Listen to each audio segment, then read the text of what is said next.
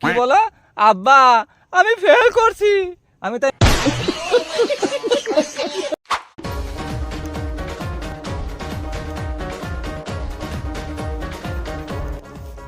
আব্বা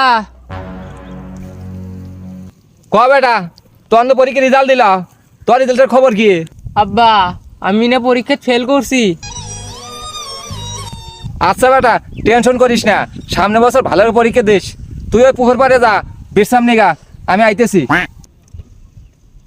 আচ্ছা আব্বা ঠিক আছে। শালার বেটা দাঁড়াও, আমি আইতেছি। 10টা বছর এই কোচিং, এই প্রাইভেট, এই স্কুল, তোমার পিছনে আমি কম টাকা উড়িয়ে নেই। আয়সা কি বলো আব্বা আমি ফেল করছি, আমি তাই মেনে নেবো। শালার বেটা দাঁড়াও।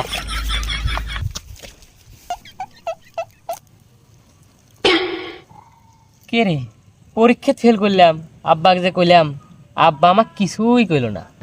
আবার কইলো তুই যা ঠান্ডার যা বিশ্রাম নেগা। এরকম ভাব কয়জনের মিলে? আল্লাহ আমার কপাল করে একটা ভাব দিছে।